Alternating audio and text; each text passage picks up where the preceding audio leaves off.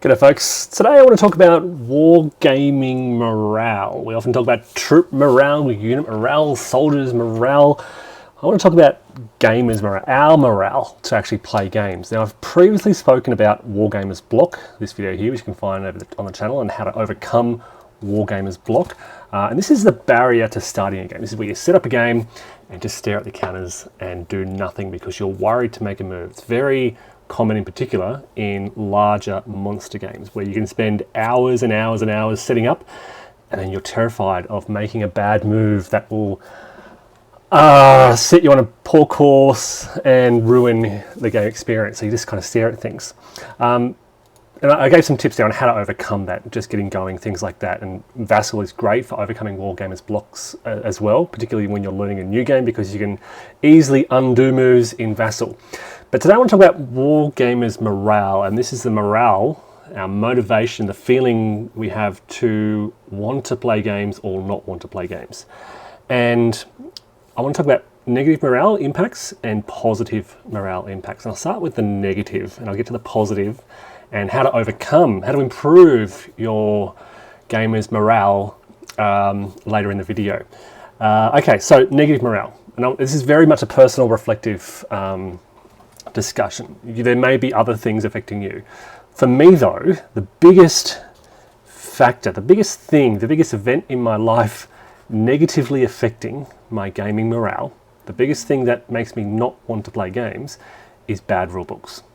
Particularly bad rulebooks for heavy monster games. When I spend weeks learning a system that still has holes in it, and when I'm playing through this system and I struggle to find the answer to questions after weeks of playing, that is really destructive to my morale. And it not only makes me not want to play that game, it makes me not want to play games, period. There's something about the brain burn, the investment of time in a monster game, of taking, as I said, weeks, in some cases months, to learn a system, learn a game that still has holes in it. Even when looking at, errata, living rules, things like that, when I'm still struggling to play a game, that is crippling. And not only do I put that game away, but it makes me not want to play games for quite a while. That is huge.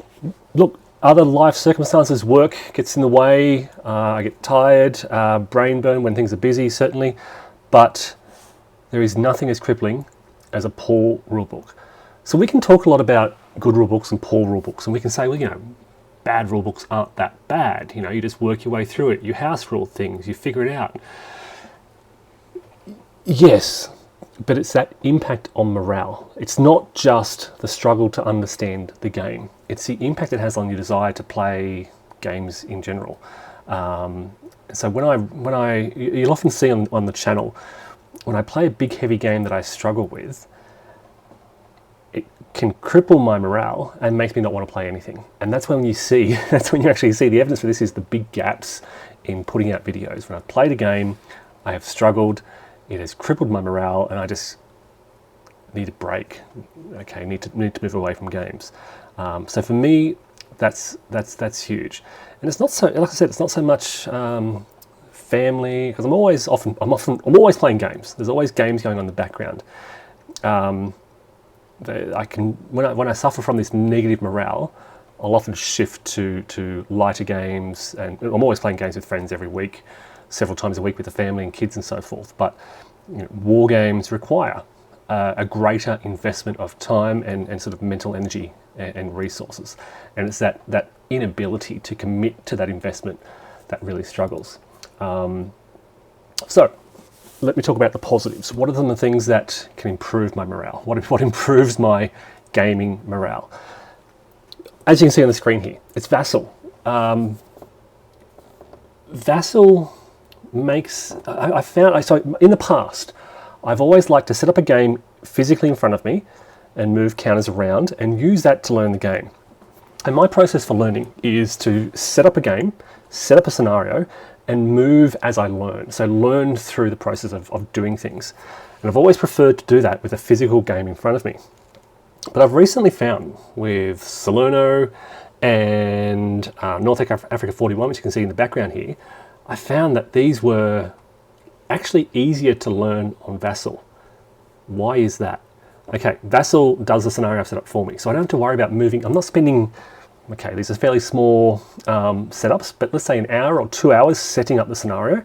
I can undo mistakes I make through the back button. So here's the back button for Ardennes 44, here's the back button for North Africa 41. So if I make a mistake, I can undo things. You can also track movement, so I can press on most Vassal modules a Control T or right-click movement trail, and it shows you where that unit has moved from until you click the clear move button, and then it disappears and you lose that trail. But this is really good for making corrections. If I think I've made a mistake, I can say, well, where has that unit moved from? They moved from there. Okay, I can rewind that. And that's the other thing, rewinding mistakes. I'm making more with using Vassal. I'm making better decisions by playing on Vassal than I am by playing the physical game. It has very recently facilitated a more enjoyable game experience. I have over the last 2 weeks found it far more enjoyable to play these games on Vassal than in person, which is really quite a shock to me. I've very rarely played Vassal. You can look through the channel. I have very, very rarely played games on Vassal. When I do play on Vassal, it's usually the monster games that are so impractical to play in person. Things like the last Blitzkrieg because of the map footprint. I've played 3 Days of Gettysburg on Vassal. I played Time for Trumpets on Vassal, huge map footprints, things like that. Things that just I cannot leave set up for months at a time. And so I moved to Vassal to be able to save and close and return to when I see fit. Goss is another one, of course. I'm moving Wacht am Rhein to Vassal because I do not have the space for that kind of stuff. Okay, so usually it's been big games, and I've done that to save space. Lately, I've been moving to Vassal to save mental energy. And it may sound, it's really quite revelation to me. I've always found it clearer to game in person. I'm now finding it so much clearer and easier and quicker, and I'm happier playing on Vassal, which is, I can't believe I'm actually saying that. I've always been resistant to Vassal, but it is really improving my gaming morale. Ardennes 44, for example, which I've been playing lately on the channel. I loaded that up, clicked scenario. It had a scenario set up, so all the units were set up, and literally within 10-15 seconds, I was ready to start the game. That would have taken me probably 2 to 3 hours to do if I was playing in person. And that's not actually playing the game, that's just setting things up, moving counters around, getting things ready, finding all the counters, unpacking everything, setting the mats up, getting plexiglass, things like that, because I have the paper map, not the mounted map. So making space as well. All right, so it's facilitating. I'm playing Ardennes 44 and North Africa 41, and look, dare I show you, I've got campaign for North Africa, which hasn't moved yet, but I'm reading for the rules for this in the background, and it's easy for me as I'm reading the rules, which I'm using a print copy, but I'm coming in here and it's so much easier to find these charts on Vassal. So Vassal facilitates these kind of things. Okay, other charts. Look at this. I can bring up the destroyed tanks repair table in a matter of seconds rather than flicking through pages, and this is one of the biggest challenges I have with the Goss series, for example, is that there are so many tables and charts all over the place, and I always struggle to find it. So it can take me, if I'm playing in person on the table, it can take me 5 minutes to find the chart that I'm looking for. If I'm using, let's say I'm playing Ardennes 44, where are the charts? Well, they are a click away. I love it, particularly when Vassal modules have all these charts in tabs. So there's a train effects chart, player aid chart 1, 2, and 3. So they're all sort of conveniently located a click away, as opposed to having to flick through these things. So a good Vassal module, and there aren't really any bad Vassal modules, but Vassal modules have really improved my gaming morale. Good, clear PDF rulebooks have improved my gaming morale as well. So here I've got the campaign for North Africa, PDF rules. I am learning this from the, as I said, my printed off rules, but it's good to have that as well. I can search through these rules. So here are the PDF rules for North Africa 41. I've got Ardennes 44 on my other window as well. I can search through this, for example, for replace, if I spell it correctly, replacements. And this is what I'm often doing when I'm playing. You'll notice in the live stream, I'll search for replacements. And I can flick through this. I can quickly scroll through. It makes it so much easier, and I'm happier checking these rules. When I'm playing on the table, I'm away from the computer. Sometimes you'll notice when I do live playthroughs on the table, I'll have to quickly walk over to the computer, bring up this PDF and search sometimes, but that creates a break in play. Being able to sit here on Vassal, so yeah, the short story here is that Vassal has improved my gaming morale, and that is why lately you've seen so many videos from these Vassal gameplays. Still got games up on the table, but not doing playthroughs of those, because the other thing is it's easier to do videos of these Vassal playthroughs. I can zoom right in. I love being able to zoom right in. I can clear the terrain. So let's talk about this as well. Which button is it? It is that button. Right. Every module is slightly different, but this hides all the pieces of the map so I can easily see the terrain. It's more important with Ardennes 44. So when I'm studying these road networks and I'm over here, I want to see what's under these counters, I can just click that world map and it hides all the pieces, shows me the terrain underneath in a click of a button, so I can go back and forth, study the roads, move the units. And again, in a game like GOS, I don't have the GOS module open for Vassal, but terrain features are even more critical than in these games. Terrain is super critical in the GOS series, so being able to quickly remove hide pieces, see the terrain, return the pieces, as opposed to when I'm playing in person, picking the pieces up. And it becomes quite frustrating because you're constantly picking up these densely stacked units. I'm always bumping things. Vassal, short story here is Vassal has vastly improved my morale, is improving my desire to play these games, and it's improving my game work rate, if I can phrase it like that. The other thing, okay, the key point, I mentioned bad rulebooks facilitate bad morale, make me not want to play games. Good rulebooks make me want to play games. Clear, easy to understand. Look, these, and they are GMT games as well, so, and again, this is part of the same series roughly, so where's North Africa 41? Here we are. These are so easy to read. They're moderate complexity, leaning towards probably high to moderate complexity, but and there are exceptions. A lot of people are critical of the many, here's a page with the various exceptions, special units that have special rules, but, and this is a bad example, North Africa 41, because it's the most distinct in the series, but I found it relatively, compared to learning GOS or the campaign for North Africa, this was, relatively speaking, not an overly difficult game to learn. Moderately difficult to learn. Bit of a learning curve coming from other games in the series, from Ardennes 44 or Salerno to this. This was a challenge, North Africa 41. But having the rulebook there, I'm always checking things. I'm making, relative to sitting at the table and playing games, I'm making relatively few errors. I'm playing the game. I'm happier because I'm making few errors. I don't like making mistakes. So yeah, being able to do that, being able to trace things as they happen, being able to, as I said, track movement and all that. Look, everything is in place. If I need my reinforcements, I drag them to the map. If I want a breakdown unit, which I often struggle to find the button for, fair enough, but I can drag that to the map. I don't need to go fiddling for my disrupted counters. Just right click, status, no, combat, and then they're disrupted or broken. When they recover supply, I just delete the marker. I don't have to go and put it back in the counter. It has made gaming so much easier. And I should say, I'm somebody who spends, my working day involves sitting in front of a computer all day. So I'm staring at a screen for many hours of the day. And when I return home in the afternoon, I get that many people don't want to continue staring at the computer, and that's often why I will return to the table.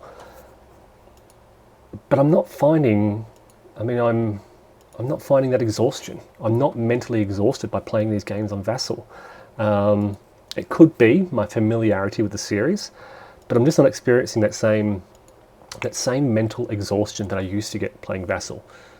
And I can't quite put my finger on that. Maybe I'm getting older, maybe I'm getting accustomed to it. Maybe it's the clear rule books. The fact that I'm understanding this easier. When I played A Time for Trumpets, it was a struggle. When I played the last Blitzkrieg as well, it was a bit of a struggle.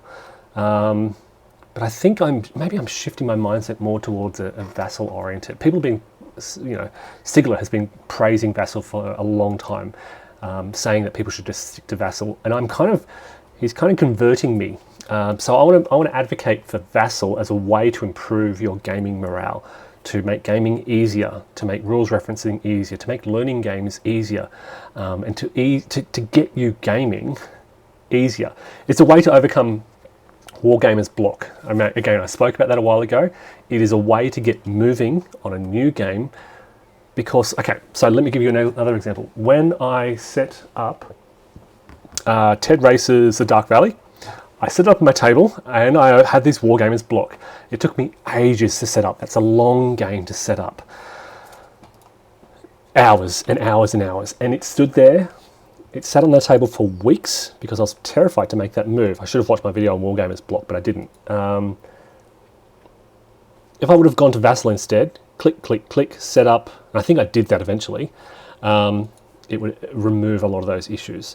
Now, I think from memory, that particular Vassal module didn't have it had a very flexible setup, which took a lot of time. But if I would have gone to Vassal, it would have solved that barrier. That kind of damaged my morale, setting that all up, trying to learn that on the table. Vassal would have removed that problem. So this is not necessarily, I'm not trying to sell Vassal, I'm trying to really discuss the factors that have damaged my morale and improved my morale. The other thing that helps with gaming morale is structured learning scenarios. And I've spoken about Skies Above Britain, Skies Over the Reich. I think these are Jeremy White games that Atlantic Chase is another one. They ease you into the rules through Operation Dauntless is another one I was just playing last week. They ease you into the rules through a series of learning scenarios. You learn a part of the rulebook, you play a scenario. You learn a bit more, you play another scenario. You learn a bit more, you play another scenario. So you're playing from the first hour of reading. You gain experience in those rules and you learn a little bit more, and you're gradually adding to your knowledge and learning through experience. That is a great way to learn. I have personally found that a great way to enjoy the learning experience and play the game. And I've praised that many times before, but that also helps with the morale. It helps with our desire and the ease to play the game.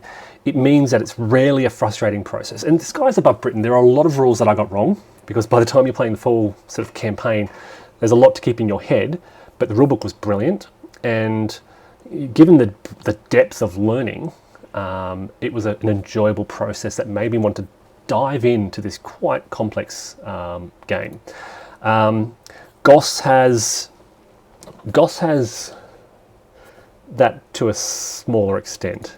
So the Goss series does have kind of learning smaller scenarios, but it's not quite broken down into detail. Goss could really benefit from a series of small structured learning scenarios. There's a Fight for Kessenich, for example, which I've played through a couple of times to replay and learn, but it's not quite as clearly guided through the rules as Jeremy White's games are. So Jeremy White should be a model for rules. I've said this many times. He should give lectures on how to design rulebooks and scenarios for complex, heavy games. How wonderful would it be if Jeremy White wrote the rulebook and the scenario book for a Goss title? Goss would be immensely popular, more so than it is. So decision games, if you want to increase sales for your Goss titles, get Jeremy White to write the rulebook. So yes, rulebooks are critical. What we're talking about here is what are the mental barriers, what are the barriers to learning these games?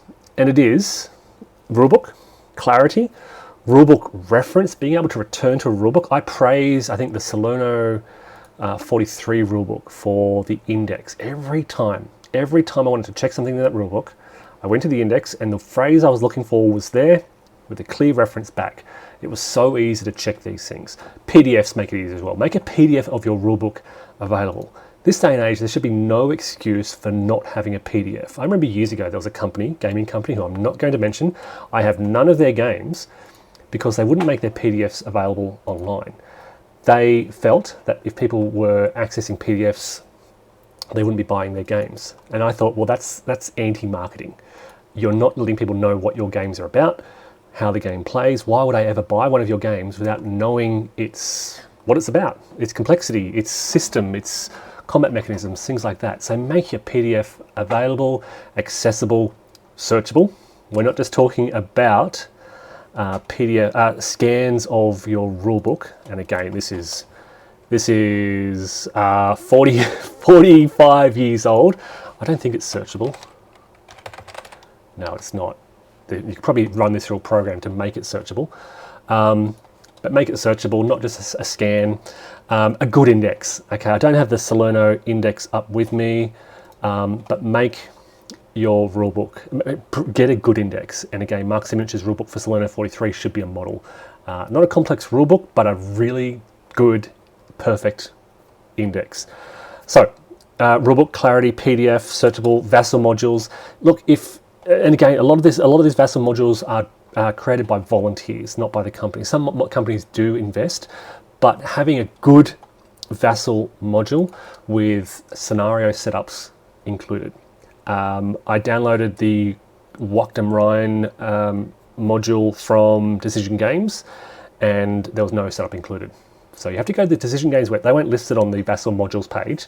You have to go to Decision Games and buy it for $0, download it, and then you have to manually set up everything.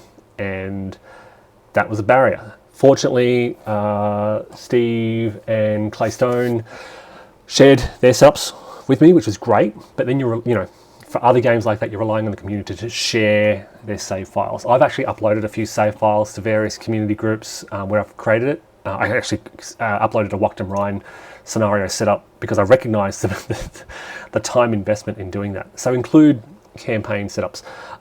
Campaign for North Africa only has 2 setups, so it's another one. It's not so much a barrier. The setup itself isn't a barrier, it's the administration, which is the barrier. PDFs, what else? Availability. Look, and I want to make... I feel like we're moving to a point where... I'm buying games just to play on Vassal now, and I feel like I would love to buy a digital package where maybe the game company could send me out player aid cards, things like that, just to play digitally. What else? Barriers to entry. What else enhances my morale? Good rulebooks, PDF, easily searchable, a good community, finding things easy to find. I know a lot of people get frustrated when designers aren't active on Board Game Geek or aren't active on Consim World. I can respect that. They shouldn't. I don't expect that they are available 24/7 to answer questions. But having a good community, having communities involved in the process of design and feedback, because more often than not, you'll have fans of games answering questions. So if I go on to Board Game Geek for Campaign for North Africa and I ask a question, well, Richard Berg has passed away, so it's very difficult for him to respond, but more than likely, prior to his passing, it would have been a fan answering these questions. And that's the same for most games. It is the fan base that supports these games. And yeah, that's another thing that affects morale, not having a response to your question. And I don't expect designers to lead that. I respect they're doing so much, particularly the prolific designers, but building a fan base for you, building a community around your game helps with that. It helps your game be played. I have seen, and I've got a game in mind that I'm not going to talk about, but you'll see it on the channel, where horrific rulebook and the designer just went AFK and there was no fan base around the game. So you're asking questions online and nobody's answering these questions. This is a popular, I'll give you a clue, it's a Compass Games title that has been slammed for its poor rulebook. Which was revised a couple of times, but yeah, designing going AFK, just showing no interest in his game being played, which is really sad. So, look, support for a game helps with that feedback you may have with learning the game, with getting into the game. Ultimately, we want to be playing games. We want to be learning these games in a smooth, barrier-free or surmountable barrier process. If there's any barriers to learning, we want to be able to overcome them quickly and easily before we are turned off that game, which risks, negative morale and turning us off gaming in general. So look, rant over.